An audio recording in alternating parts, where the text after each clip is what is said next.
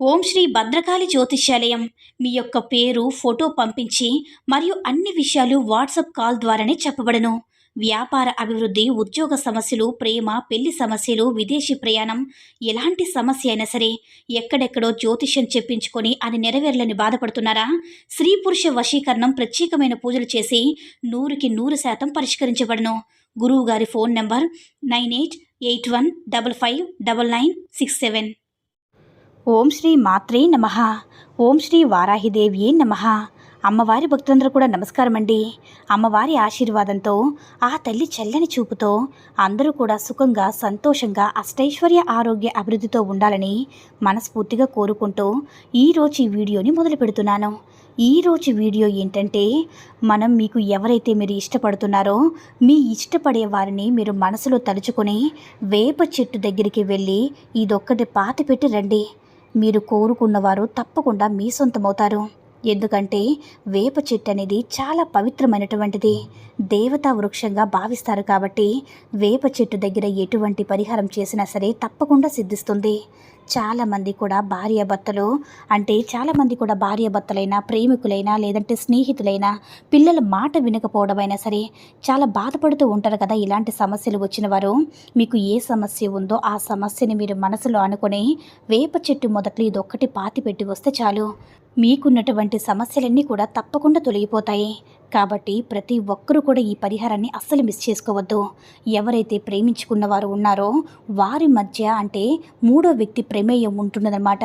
అంటే వారిద్దరూ బాగానే ఉంటారు, కానీ మూడో వ్యక్తి ప్రమేయం వల్ల వారు తల్లి కావచ్చు, చెల్లి కావచ్చు, స్నేహితులు కావచ్చు, లేదంటే ఎవరైనా వారిని ఇష్టపడిన వారు కావచ్చు, అలా మూడో వ్యక్తి ప్రమేయం వల్ల వీరిద్దరి మధ్య చిన్న చిన్న గొడవలు వస్తూ ఉంటాయన్నమాట. అలాంటి చిన్న చిన్న గొడవలే అంటే చిలికి గాలివాన అవ్వడం అని మన పెద్దలు చెప్తూ ఉంటారు కదా. అలాంటి చిన్న చిన్న గొడవలే పెద్ద గొడవలుగా మారి దూరం అయిపోతూ ఉంటారనమాట. అలాంటి దూరం అయిపోయే వారిలో అంటే ఇద్దరు దూరం అయిపోతారు కదా. అందులో ఒకరు ఏంటంటే బాగా ఇష్టం ఉండి, మేము ఒకప్పుడు ఎంతో సంతోషంగా ఉండేవాళ్ళం కదా, ఎంతో ఆనందంగా ఉండేవాళ్ళం, ఇప్పుడు మా మధ్య ఎందుకు గొడవ వచ్చింది అని ఆలోచించుకుంటూ మళ్ళీ ఆ యొక్క మనిషితో మళ్ళీ కూడా సంతోషంగా ఉండాలని, వారే ప్రేమతో వెతుక్కుంటూ రావాలని వారు ఎవరైతే ఇలా అనుకుంటున్నారో వారికి తప్పకుండా ఈ పరిహారం చాలా అంటే చాలా బాగా యూస్ అవుతుంది. కాబట్టి ప్రతి ఒక్కరూ కూడా నమ్మకంతో చేసుకోవాలన్నమాట. చాలామంది కూడా భార్యాభర్తలు ఉంటారు. భార్యాభర్తలు అన్నాక చిన్నవి పెద్దవి గొడవలు వస్తూ ఉంటాయి, కానీ ఇంట్లో చీటికి మాటికి గొడవలు వస్తూనే ఉంటాయన్నమాట. అలాంటి వారు కూడా ఇలాంటి పరిహారం చేస్తే చాలా చాలా అద్భుతంగా పనిచేస్తుంది. ఇంకా పిల్లల మాట వినకపోవడం అంటే, ఏ పిల్లైనా సరే మీరు ఒక మాట అంటే అస్సలు వినరనమాట. ఇంకా మీరు ఒకటంటే వారు ఇంకొకటి చెప్తూ ఉంటారు, మీకు ఎదురు సమాధానం చెప్తూ ఉంటారు. మీ ఇంట్లో మనశ్శాంతి అనేది ఉండదు. పిల్లలు చెడు స్నేహాలతో చెడిపోయి మీకు దూరం అయిపోతూ ఉంటారనమాట. అలాంటి వారు కూడా ఈ చిన్న పరిహారం అనేది చేసుకోవచ్చు.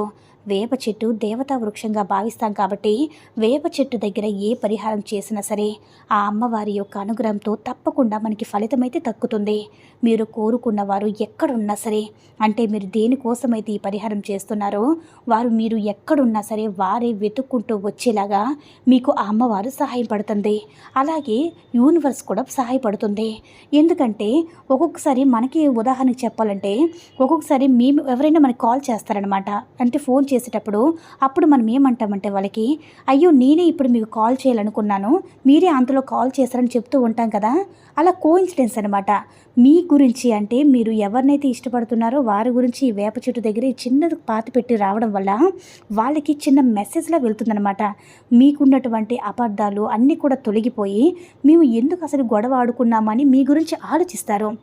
అలా ఆలోచించి మీ దగ్గర వెంటనే రాకపోయినా సరే ఒక మెసేజ్ అయినా, ఫోన్ అయినా, లేదంటే మీరు కాల్ చేస్తే లిఫ్ట్ చేయడమైనా, పాజిటివ్గా మాట్లాడడమైనా ఏదో ఒకటి జరుగుతూ ఉంటుందన్నమాట.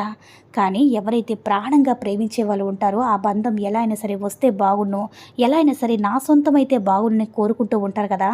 అలాంటి వారు మాత్రం ఈ పరిహారాన్ని అస్సలు వదులుకోవద్దు. తప్పకుండా నమ్మకంతో చేస్తున్నాను, జరిగే తీరుతుందని నమ్మకంతో చేయండి. మీకు ఇన్స్టెంట్ రిజల్ట్ అనేది తప్పకుండా వస్తుంది. అయితే ఇప్పుడు ఈ పరిహారం ఎలా చేయాలో ఇప్పుడు మనం తెలుసుకుందాం. ఈ పరిహారానికి కావాల్సినవి ఏంటంటే లవంగాలు, ఆవాలన్నమాట.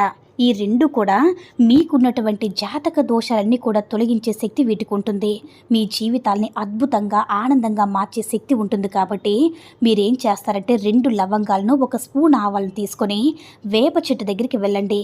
లవంగాలను ఆవాలను మీ ఎడమ చేత్తో పట్టుకొని లవంగాలను ఆవాలతో మీకు మీరే దిష్టి తీసుకోండి. అంటే తలపైన 7 సార్లు సవ్య దిశలో 7 సార్లు అపసవ్య దిశలో తిప్పండి. అలా తిప్పేసిన తర్వాత వాటిని వేప చెట్టు మొదట్లో చిన్న గొయ్యిలాగా తీసి పాతి పెట్టండి. పాతి పెట్టిన వెంటనే ఇంటికి రావద్దు. ఒక 5 నిమిషాలు వేప చెట్టు దగ్గరే కూర్చొని ఆ వేప చెట్టుని మీ తల్లిలాగా భావించి, అంటే మన అమ్మకి మన యొక్క కష్టాన్ని ఏ విధంగా చెప్తామో మనం వేప చెట్టుకి ఒక తల్లిలాగా భావించి, అమ్మా నేను కోరుకున్న వ్యక్తిని నా దగ్గరికి చేరేలాగా, నేను కోరుకున్న బంధంతో నేను సంతోషంగా ఉండేలాగా చూడు తల్లి. మా ఇద్దరి మధ్య ఈ విధంగా గొడవలు వచ్చాయి, ఈ విధంగా మీరు దూరం అయిపోయాము, అయినా సరే ఆ బంధం తిరిగి వస్తే ఇక మించి సంతోషంగా ఉండేలా దీవించి తల్లి అని ఆ అమ్మవారికి కోరుకోండి. ఇలా మీరు ఏ సమస్య ఉంటే ఆ సమస్య గురించి కోరుకొని మీరేం చేస్తారంటే ఇంటికి వచ్చేటప్పుడు కాళ్ళు చేతులు శుభ్రంగా కడుక్కొని ఇంటికి వచ్చేయండి.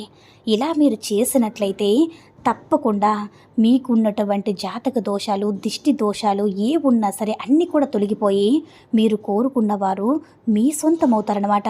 మీరు ఎక్కడున్నా సరే ప్రేమతో మీకోసం ఒక ఫోన్ అయినా, ఒక మెసేజ్ అయినా చేస్తారనమాట. జరిగిందేదో జరిగిపోయింది, ఇక నుంచి మన ఇద్దరం సంతోషంగా ఉందామనే మాట వారంతట వారే అంటారనమాట. కాబట్టి మీరు నమ్మకంతో చేసుకోండి.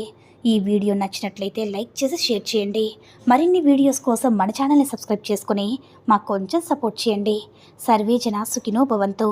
ఓం శ్రీ మాత్రే నమః. ఓం శ్రీ వారాహిదేవ్యే నమః.